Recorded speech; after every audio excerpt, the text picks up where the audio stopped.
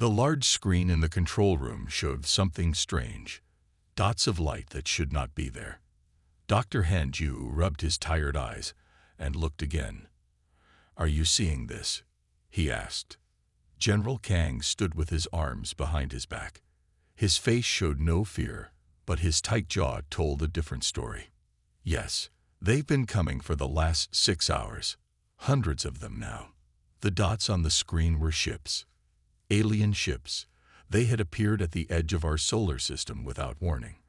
Earth had always wondered if we were alone in space. Now they had an answer, and it was not the one they wanted. Dr. Han was not supposed to be here. He was just a brain doctor, a man who studied how people think. But 3 days ago, men in dark suits had come to his small lab in Seoul. They asked him to bring his research and come with them. Now he stood in a secret base deep under the mountains, watching as the world changed forever. "Why am I here?" Han asked. "I know nothing about aliens." General Kang turned to him with serious eyes. "Because they've been trying to talk to us. And what they're saying makes no sense." In a room nearby, Kim Sora worked fast. Her fingers moved over the keyboard as she tried to understand the strange signals coming from the alien ships. She was young for her job, only 28, but she was the best at finding patterns in brainwaves. Now she was looking for patterns in alien words. "Anything?" asked Han as he entered the room. Sora pushed her hair from her face. "They keep saying the same thing over and over. Prepare for testing. Then there's a word our computers can't translate." Han looked at the screen. The word was there, blinking.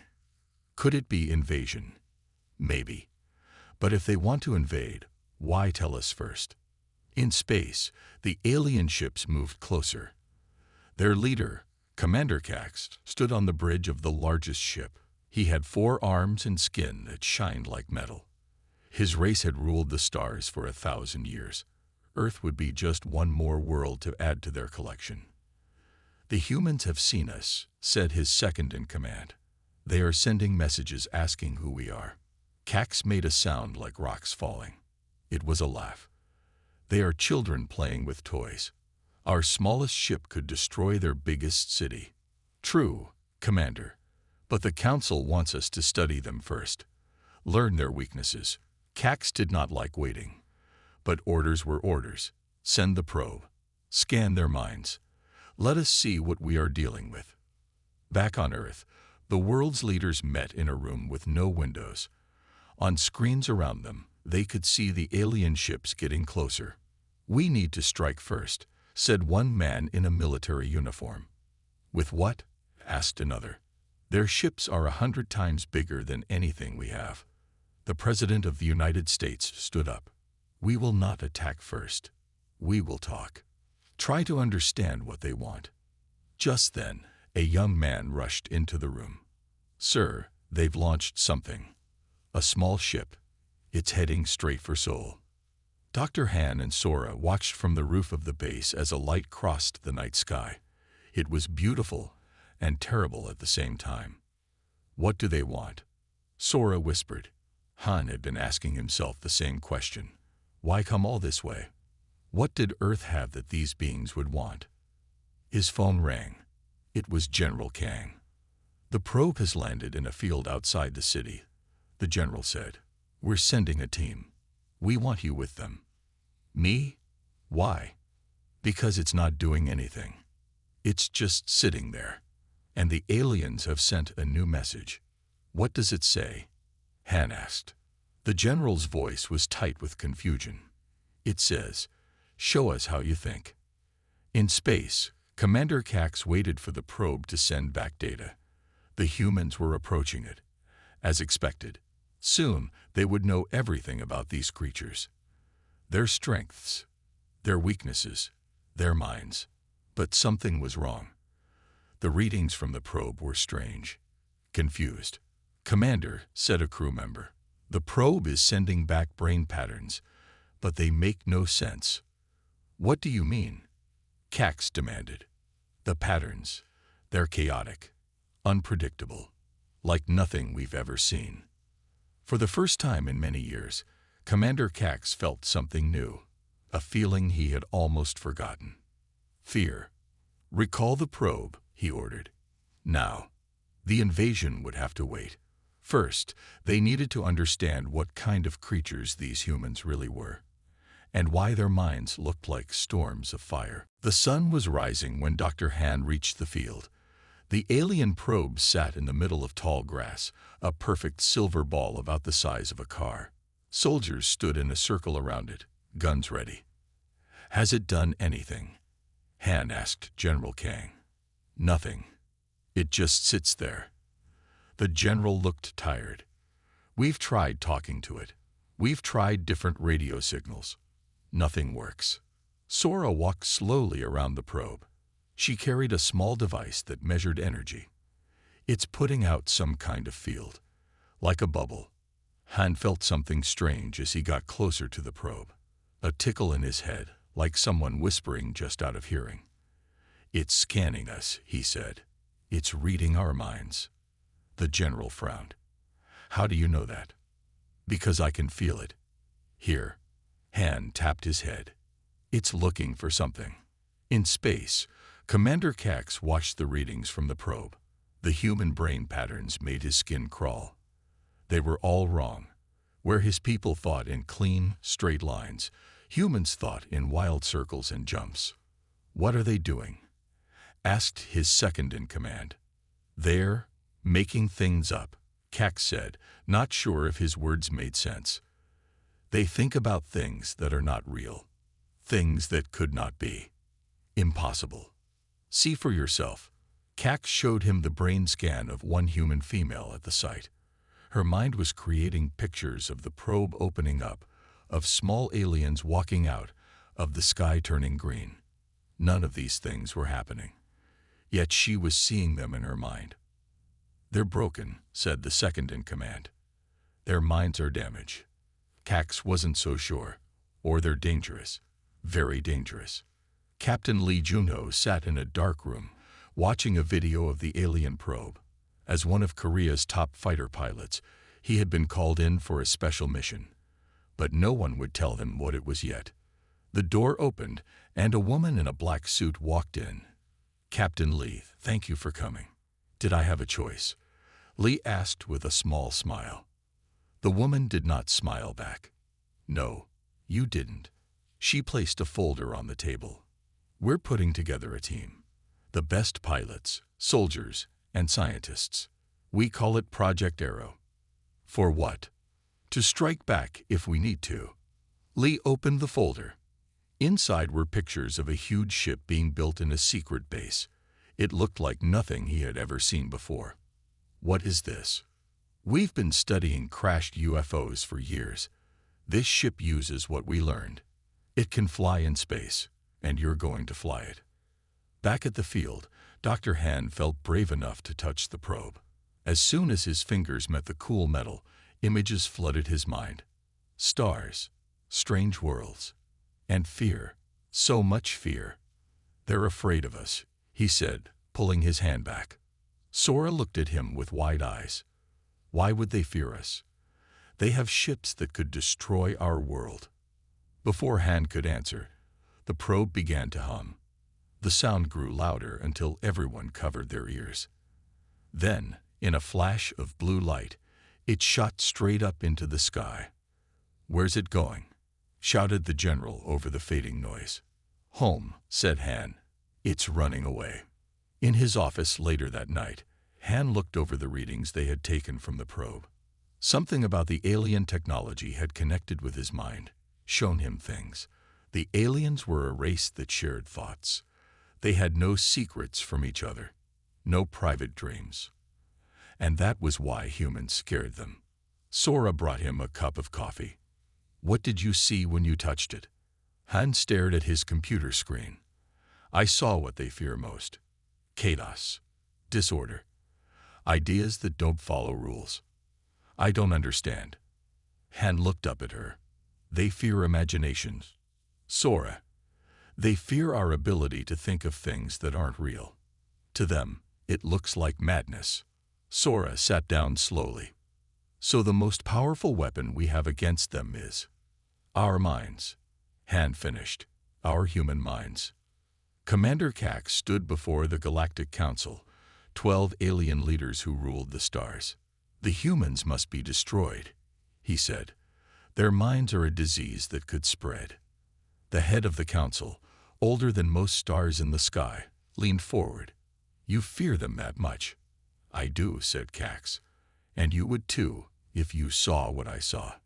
Show us, said the head of the council. Cax hesitated. Sharing the human brain patterns might spread the infection. But orders were orders. He connected his mind to the council's network and shared what the probe had found. The room filled with gasps and cries of alarm. Quarantine Earth, said the head of the council. No one goes near it until we decide what to do. But Cax knew quarantine would not be enough. The human disease of imagination would spread. It always did, unless they stopped it first. A week passed since the probe flew away. The alien ships stayed at the edge of the solar system. They did not come closer, but they did not leave either. The world waited and wondered. Dr. Han worked day and night in his lab. The brief touch of the probe had left something in his mind. Ideas. Pictures of how the aliens thought. He drew charts and brain maps on big boards that covered the walls. You need to sleep, said Sora, bringing him food that he had forgotten to eat. I can't, said Han. I'm close to something important. Sora looked at his charts. What are these? Brain patterns. Ours and theirs. Han pointed to 2 different drawings. See how different they are. Our thoughts jump around. We make connections between things that aren't connected. We imagine. And they don't. They can't. Their minds only see what is real, what is in front of them. They can't make things up. Sora sat down, thinking hard. So when they saw our minds making things up, they thought we were dangerous, broken, maybe even sick. Han smiled for the first time in days. Sora, I think we have a weapon against them. Our imagination. In another part of the base, Park Minji typed faster than most people could think. She was only 20, but she was the best at breaking codes and finding hidden messages. The government had brought her in to study the alien signals, and she had found something. General, she called out as General Kang walked by.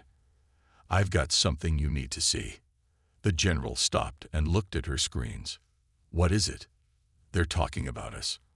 I've broken part of their code. Minji pointed to strange symbols on her screen. This word keeps coming up. It means mind virus, or something like that. Mind virus. Yes, they think we're sick, that our minds have some disease that could spread to them. Minji looked up at the general. They're afraid of us. Captain Lee sat in the pilot seat of the new ship. It didn't look like Earth technology. The controls were strange, built from a mix of human and alien parts. How does it feel? Asked the woman in the black suit. Like nothing I'd flown before, said Lee, but I think I can make it work. Good, because we may need it soon. She handed him a tablet. These are your crew. Memorize their faces. Your mission starts tomorrow. Lee looked at the pictures. Scientists, soldiers, even a young hacker he had heard about. What exactly is this mission? We're sending you up there, to the alien ships. Lee stared at her. That's suicide. Maybe not. The woman smiled a small, hard smile. We have reason to believe they're more afraid of us than we are of them. Dr. Han was called to a meeting with the world's top leaders. They sat around a table, faces tight with worry. Dr. Han, we need options, said the President of the United States. If these aliens attack, can we fight them? Han took a deep breath. With guns and bombs. No, their technology is too advanced, but there might be another way. He showed them his research, the brain scans, the patterns of thought. They fear our imagination because they don't have it. They think only in straight lines. We think in circles and stars and impossible shapes. The room was quiet. Then the leader of India spoke. Are you saying we can fight them with stories? With art? In a way, yes. Han stood up straighter. Their minds are all connected. They share thoughts. If we could send our imagination into their network, it would be like a virus, said the Russian president, catching on. Exactly. Our creativity could break their system. A young artist named Choi Hyun didn't know any of this as he painted in his small apartment in Seoul. He didn't know that his wild, colorful pictures had been noticed by the government, that they had been sent into space as a test, hidden in a signal meant for the aliens. He didn't know that his art had caused panic on the alien ships. Commander Cax could not sleep. The human brain patterns haunted him. And now this art they had sent. It made no sense. Colors and shapes that had no purpose. Stars that were not stars. People who did not exist. Commander, said his second-in-command, entering his room. The council is worried. 3 of our crew saw the human images and had to be sedated. Their minds couldn't handle it. Cax nodded. It was as he feared. And the council's decision. They say we must destroy the humans. Their minds are too dangerous to be allowed to exist. Cax looked out at the blue planet hanging in the blackness of space. Such a small thing to cause so much fear. Prepare the weapons, he said. We attack in 3 days. What he didn't say was that he was afraid it might already be too late. The human way of thinking was spreading among the younger aliens. Some were even trying to make art of their own. The infection had begun. No one expected the alien ship to land so peacefully. It came down in an empty field outside the United Nations building in New York. It was smaller than the others they had seen in space, and it made no sound as it touched the ground. World leaders gathered quickly. Soldiers formed a circle around the ship, but their guns seemed small and weak next to the smooth silver craft. Dr. Han stood with General Kang and Sora. They had been flown in overnight from Korea. Why now? Asked Sora. Why land after staying away for so long? They want to talk, said Han. That's a good sign. A door opened in the side of the ship. A ramp came down. And then, an alien stepped out. It was tall and thin with 4 arms and skin that shined like metal. It wore no clothes, but had a collar around its neck that flashed with lights. That's their translator, Han said, pointing to the collar. I saw it in my mind after touching the probe. The alien walked down the ramp with slow, careful steps. It looked at the humans with large eyes that were all black. I am Vex, it said, its voice coming from the collar. I speak for the Galactic Confederation. In a small room inside the UN building, humans and the aliens sat at a table. Dr. Han was there, along with the President of the United States, the Secretary General of the UN, and other important people. Vex sat very still. We have been watching your world for many years. We were preparing to bring you into our confederation. As friends, asked the Secretary General.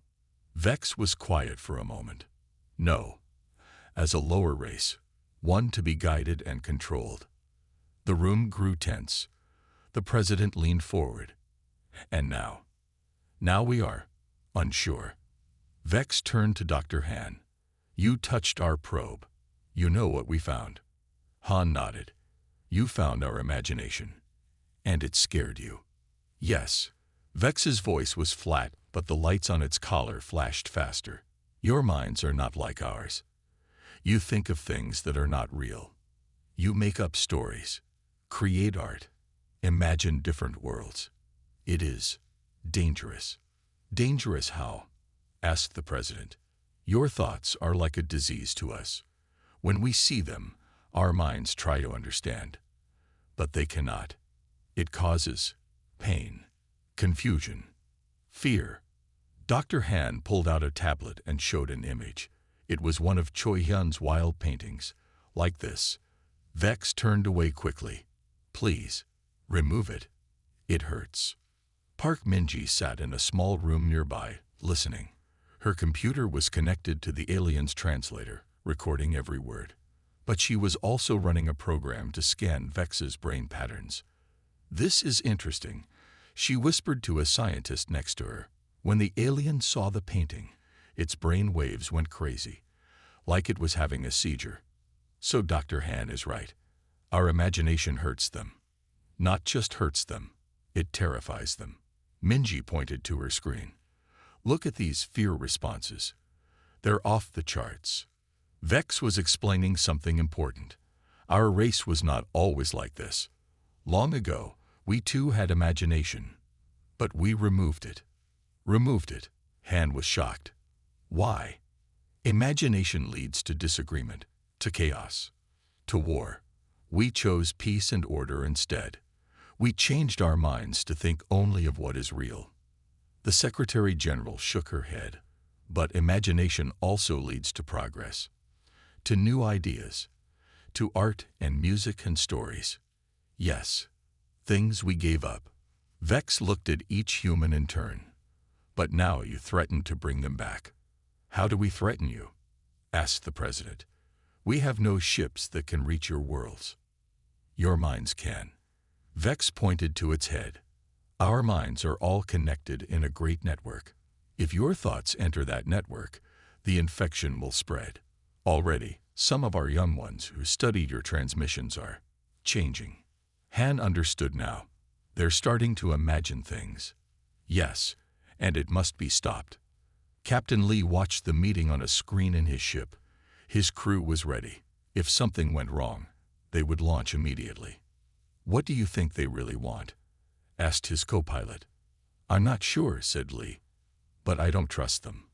On the screen, the alien was still talking. Commander Cax wants to destroy your world, to stop the infection at its source.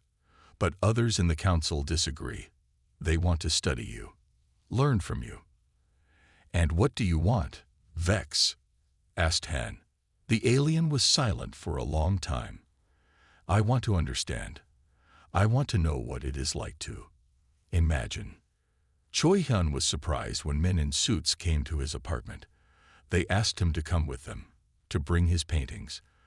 They said it was important for the future of Earth. As his car sped toward the UN building, he had no idea that his art had become a weapon.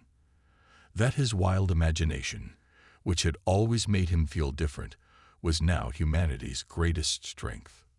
The alien emissary was waiting to meet him. The fate of two species might depend on what happened next. Choi Hyun stood nervously in front of his paintings. The alien, Vex, stayed at the far end of the room, watching with those big black eyes. These came from your mind? Vex asked. You made them up. Yes, said Hyun. I just paint what I feel, what I see in my head.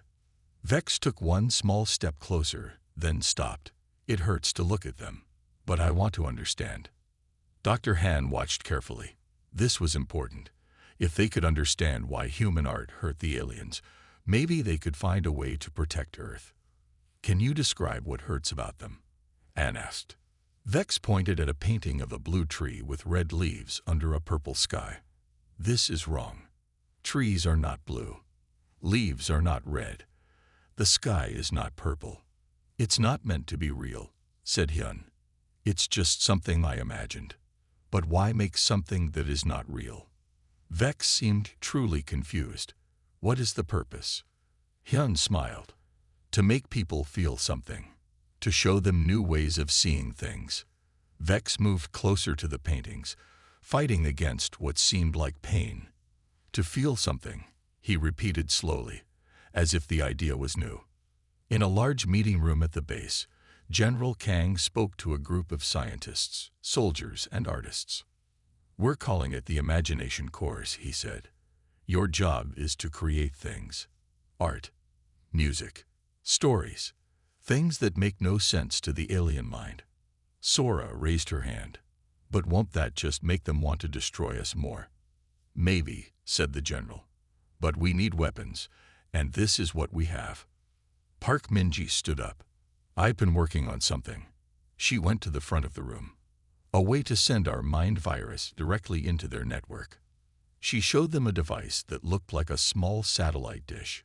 This can send our thoughts, our art, our stories right into their ships. Not just pictures or sounds, but the actual patterns of our imagination. The general looked impressed. How soon can it be ready? It already is, said Minji with a small smile.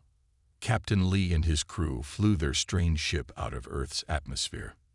The alien fleet was still there, waiting at the edge of the solar system. Remember, Lee told his crew, we're not attacking. We're just placing the transmitters near their ships. In and out, quick and quiet. His co-pilot nodded. And if they spot us? Lee looked at the weapons panel on his right. Then we show them what else humans can imagine. Their ship was small and dark, built to be hard to see. It moved silently through space, getting closer and closer to the huge alien ships. Commander Cax felt something was wrong before the alarm sounded. A tickle in his mind. Strange thoughts that were not his own. Commander called one of his crew. A ship. A human ship. Impossible, said Cax. They have no ships that can reach space. But there it was on the screen. A small dark shape moving between his ships. And it was leaving something behind. Small boxes that floated in space. What are those? Cax asked. Before anyone could answer, the boxes turned on. They began to send signals, and in Cax's mind, chaos erupted. Colors, sounds, images, things that were not real, could not be real. A storm of human imagination flooding his thoughts. Turn them off, he screamed. Destroy them. Back on Earth, Dr. Han watched as Vex fell to the floor, holding its head. What's happening? Asked the Secretary General. The transmitters, said Han.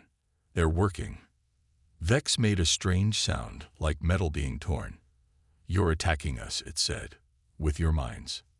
Han knelt beside the alien. We're defending ourselves. Your commander wants to destroy our world.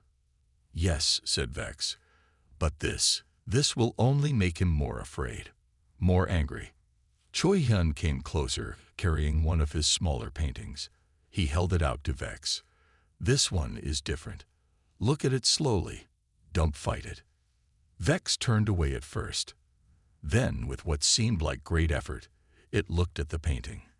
This one was simpler, calmer, a single flower in a field. It's not as painful, said Vex in surprise. That's because you're learning, said Hyun. Your mind is remembering how to imagine. In space, alien ships began to move away from the transmitters. They couldn't destroy them without getting closer, and getting closer meant more pain. More of the human mind virus. Captain Lee watched from a safe distance. It's working, he told his crew. They're backing off. But one ship wasn't moving. The biggest one. Commander Cax's ship. He's turning toward Earth, said the co-pilot, voice tight with worry. And his weapons are powering up. Lee took a deep breath. Then we have no choice. Get the special package ready. His crew looked at him with wide eyes. They knew what the special package was. Not a weapon of metal and fire, but the most powerful collection of human imagination ever put together. Art and music and stories and dreams, all mixed into one massive transmission. If the transmitters were like a rainfall of imagination, this would be like a flood. Are we sure this is safe? Asked the co-pilot. This much. Chaos. Lee shook his head. No, but neither is letting him destroy our planet. He hit the button, and the package launched toward Commander Cax's ship. The special package hit Commander Cax's ship with no sound. In space, there is no air to carry sound. But inside the ship, the aliens heard a storm in their minds. Cax fell to his knees, holding his head. Images, sounds, and feelings that were not his own filled his thoughts. Humans dancing, singing, painting, writing stories, dreaming impossible dreams. Make it stop, he screamed, but it did not stop. In his pain and fear, Cax made a choice. Send the hunters, he ordered. Bring me humans, living humans. I want to know how their minds work. Dr. Han was walking home late at night when he got the call from General Kang. They're taking people, said the general, his voice tight with anger. The aliens, they sent down small ships in the night. 23 people are missing so far. Han stopped walking. Where? When? All over the world. In the last 6 hours. We need you at the base now. When Han got to the base, Sora was already there. Her face was pale. They took your brother, she said to Captain Lee. He was one of them. Lee's face showed no feeling, but his hands were tight fists at his sides. I'm going after them. That's suicide, said General Kang. I don't care. He's my brother. Han stepped forward. I'm going to.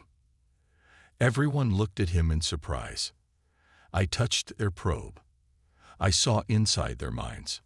I can help. Park Minji worked faster than she ever had before. Her fingers flew over the keyboard as she built a new program. This will hide your brain patterns, she explained to Han and Lee. It will make your minds look simple, calm, not human. Will it work? Asked Lee. Minji did not look up from her work. I don't know. No one has ever done this before. Lee checked his gun. It would not help against alien technology, but holding it made him feel better. My brother is up there, he said quietly. Lee Minho. He's a teacher. He has no part in this fight.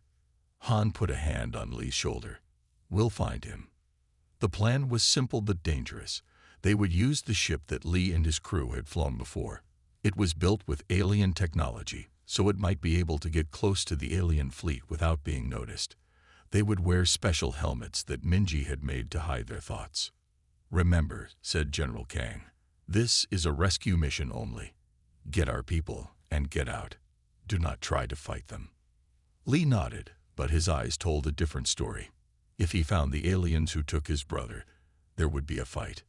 The small ship flew silently through space. Inside, Lee, Han, and 3 soldiers sat in tense silence. The alien fleet was spread out before them. Huge ships that made their small craft look like a toy. Which one? Asked Han. Lee pointed to the biggest ship. That one. The command ship. That's where they'll keep prisoners. They flew closer. No alarms sounded. No ships came to stop them. Minji's program seemed to be working. There, said Lee, pointing to a small opening in the side of the big ship. A docking area. Their ship slipped inside, landing among other small craft. The door opened with a soft hiss. Helmets on, ordered Lee. They stepped out onto the alien ship. The air was thin but breathable. The walls were made of a strange metal that seemed to glow from inside. This way, said Han, feeling a pull in his mind. I can sense them. Deep inside the alien ship, Lee Minho sat in a clear cell. There were other humans there too, from different countries. None of them knew why they had been taken.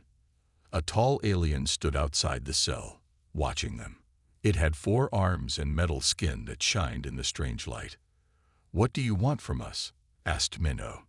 The alien said nothing. It just watched, studied, as if trying to understand something impossible. Another alien came into the room. This one wore a collar that flashed with lights. I am Vox, it said, its voice coming from the collar. I am a mind reader. I will look into your thoughts. Minho backed away. Stay out of my head. We must understand, said Vox. We must know how your minds work. How you imagine things that are not real. How you dream. Minho looked at the other prisoners. They were scared, confused, but he was the brother of a fighter pilot. He knew what to do. You want to know about human imagination? He asked. Then I'll show you. And in his mind, Minho began to tell a story. A wild story about dragons and spaceships and magic. A story that made no sense. That could not be real. The alien called Vox stepped back, making a sound like metal tearing. The story was hurting it. But Minho did not stop. And one by one, the other prisoners joined him. Each adding to the story, making it bigger, wilder, more impossible. And in their cells, they began to laugh. Dr. Han, Captain Lee, and the 3 soldiers moved quietly through the alien ship. Their helmets hid their thoughts from the aliens, making them almost invisible. The few aliens they saw walked past without noticing them. "This is too easy," whispered one of the soldiers. "They're distracted," said Han. "Can't you feel it? There's a storm in their mind network." Han was right. Throughout the ship, aliens were holding their heads, making strange sounds. Some had fallen to the floor, unable to move. "The prisoners," said Lee. "They're fighting back with their minds." They followed Han, who seemed to know where to go. He felt a pull in his head, leading him deeper into the ship. Finally, they came to a large door. It was locked. "Stand back," said one of the soldiers. He placed a small device on the door. There was a soft hiss, and the door slid open. Inside were rows of clear cells. In each cell were humans. Some were sitting, some standing. All of them had their eyes closed, deep in thought. "Minho," Lee called out, seeing his brother in one of the cells. Minho opened his eyes. "Shono, how did you get here?" "No time to explain. We're getting you out." The soldiers quickly opened the cells. The prisoners looked tired but unhurt. "What were you doing?" Han asked Minho. "Fighting back. With our minds." Minho smiled weakly. "They can't handle our imagination. It hurts them." As the last cell opened, an alarm began to sound, loud and piercing. "We need to move," said Lee. "Now." They were almost back to their ship when they saw it, a large room with a glowing ball in the center. The ball pulsed with light, sending out waves that seemed to move through the walls. "What is that?" asked one of the soldiers. "Their mind network," said Han, feeling drawn to it, the center of their connected thoughts. Without thinking, Han walked into the room. The others called for him to come back, but he couldn't stop himself. He reached out and touched the glowing ball, and suddenly he saw everything.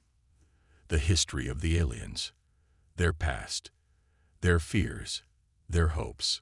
It all flowed into his mind like a river. "Dr. Han." Lee was shaking him. "We have to go." Han pulled his hand away from the ball, gasping. "I know why they fear us. I know what happened to them. Tell us later. We need to move."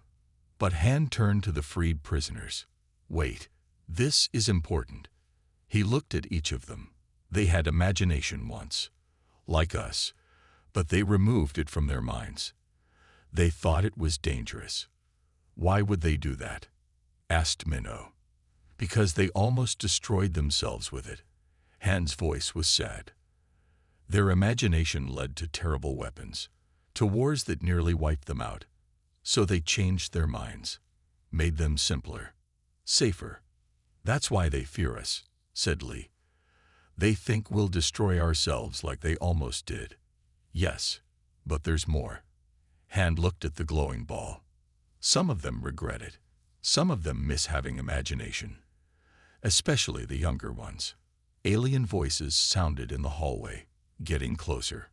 "We need to go," said Lee, pulling Han toward the door. "Wait." Han turned to the glowing ball one more time. He placed his hand on it again, but this time, instead of taking information, he sent it. He sent memories of human art, music, stories, but not wild, chaotic ones. Beautiful ones, peaceful ones. He sent the feeling of standing under a starry sky, of hearing a perfect song, of reading a story that makes you cry with joy. He sent the best parts of human imagination. Then he turned and ran with the others. They made it back to their ship just as aliens flooded the docking area. The door closed behind them, and Lee started the engines. "Hold on," he shouted as the ship shot out of the alien vessel and into open space. The alien fleet was in chaos. Ships moved in strange patterns, some bumping into others. None tried to stop the small human ship as it sped toward Earth. "What did you do back there?" Lee asked Han once they were safe. "I showed them the truth," said Han. "That imagination doesn't have to be dangerous. That it can be beautiful." Minho sat next to his brother, looking out at the stars. "Will it make a difference?" Han wasn't sure. What he had done might change some alien minds, but Commander Cax and the older aliens would still be afraid, still want to destroy Earth. The real fight was just beginning, and it would be fought with the power of the human mind. 3 days passed since the rescue mission. Earth waited, watching the alien ships in space. Something was happening up there. The ships moved in strange ways, some coming closer to Earth, others moving away. "They're fighting with each other," said Park Minji, watching the movement patterns on her screen. "I think they're having some kind of civil war." Dr. Han nodded. "What I put into their mind network is spreading. The younger aliens want to feel imagination again. The older ones are fighting against it." They were in a large room with world leaders, military chiefs, and scientists. Everyone was tired. No one had slept much since the rescue mission. "What do we do now?" asked the President of the United States. Before anyone could answer, all the screens in the room flashed bright blue. A face appeared on them. An alien face. "Commander Cax," whispered Han. The alien looked angry. His metal skin seemed darker than before, his black eyes cold. "Humans," his voice came through in a flat tone. "You have infected our network with your disease of imagination. Many of my people are sick with it, but I will not let it spread further." The room was silent, everyone watching the screens. "I am coming to your world," said Cax. "I will land in 1 hour. I will meet with your leaders. This will end today." The screens went dark. They chose a field outside the UN building for the meeting, the same place where Vex had landed before. But this time, there were more soldiers, more guns, more fear. Dr. Han stood with General Kang, Captain Lee, Sora, and Minji. Choi Hyun was there too, his paintings set up on stands behind them. "I don't know, but it's our best chance." A large ship appeared in the sky, much bigger than the one Vex had come in. It landed with a low hum, sending up clouds of dust. The door opened, and Commander Cax walked out. He was taller than Vex, his 4 arms longer, his movements stiffer. Behind him came 4 other aliens, all carrying strange devices that might be weapons. "That's far enough," said General Kang when they were about 10 steps away. Cax stopped. His black eyes moved over the humans, stopping on Dr. Han. "You," he said. "You are the one who poisoned our network." Han stepped forward. "I shared our thoughts with you. That's all. You are destroying us." Cax's voice was flat, but somehow full of anger. "Already, 1/3 of our ships have turned against me. Young ones who want to feel what you feel. To imagine. To dream." Yes. For the first time, Cax showed strong emotion. "We removed imagination because it nearly destroyed us. We made weapons that could burn stars. We fought wars that killed billions. Imagination leads to chaos." Han looked at Choi Hyun, who nodded and stepped forward with one of his paintings. "Imagination can also lead to beauty," said Han. "To art, to music, to peace." Hyun held up his painting. It showed Earth and alien ships, not fighting, but flying together among the stars. Cax turned away sharply. "Take that away. It hurts." "It only hurts because you're fighting it," said Hyun softly. "Don't fight it. Let it in." One of the aliens behind Cax moved forward, looking at the painting with something like wonder in its eyes. Vex was right. It said, "There is beauty in their chaos." Cax turned in anger. "Silence. They have infected you too." "Not infected," said the alien. "Awakened. We lost something when we removed imagination. Something important." More of Cax's guards stepped forward, looking at Hyun's paintings with growing interest. "Stop this," shouted Cax. He raised one of his arms, pointing a device at Han. "I will end this now." Captain Lee moved faster than anyone thought possible. He threw himself in front of Han just as Cax fired the device. A flash of light. A cry of pain. Lee fell to the ground. The world seemed to stop. Then, chaos erupted. Soldiers raised their guns. Cax's guards raised their weapons. For a moment, it seemed like war would begin right there. Then a new ship appeared in the sky.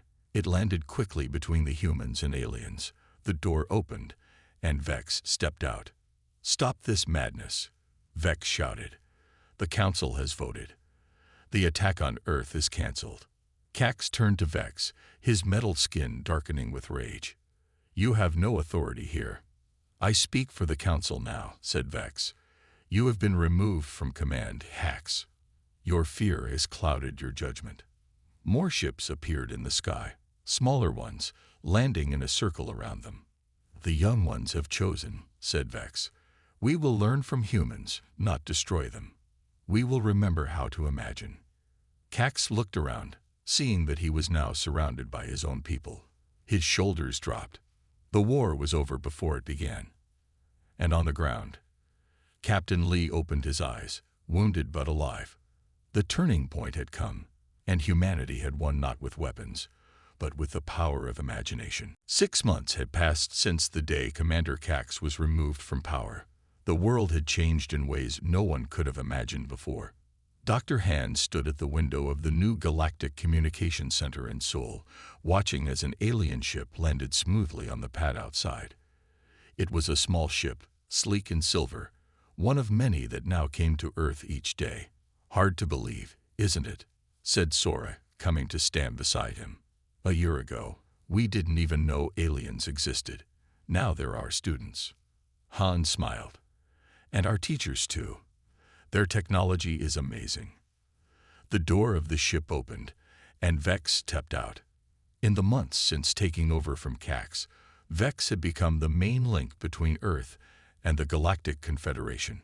Today, he was bringing a special group of visitors. "The first art class is here," said Sora, checking her tablet. "Choi Hyun is ready for them." In a large, bright room, Choi Hyun had set up easels and paints. He still couldn't believe that he, a struggling artist from Seoul, was now teaching art to beings from other worlds. The door opened and 5 young aliens walked in.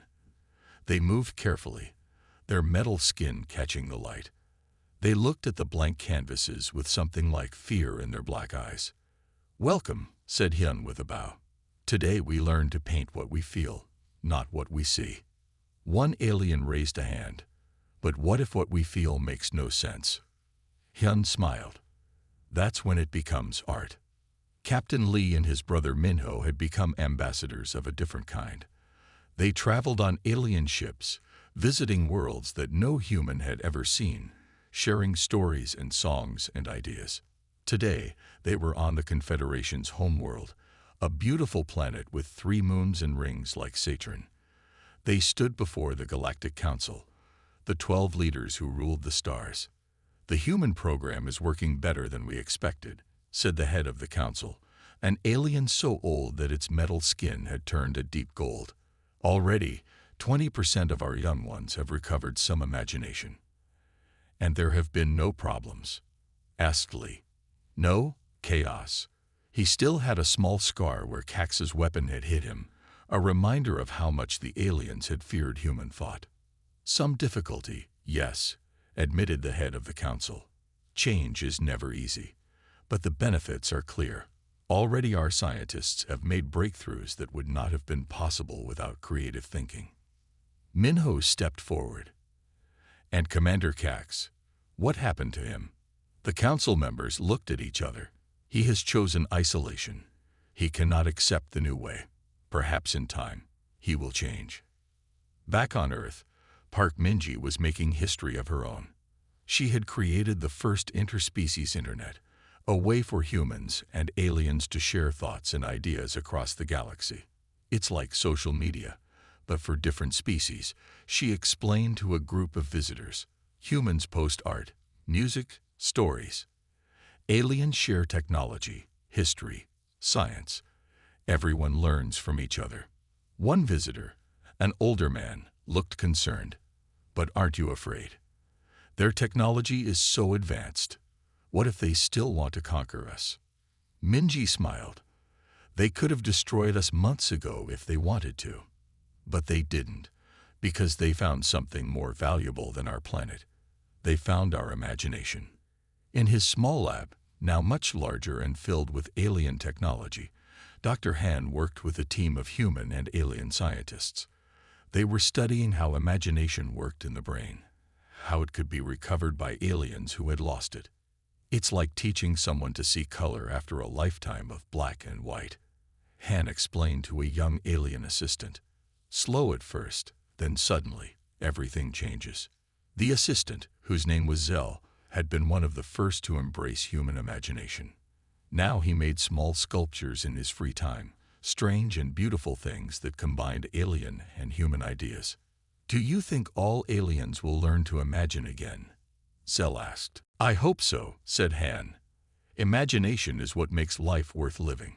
It helps us see beyond what is to what could be.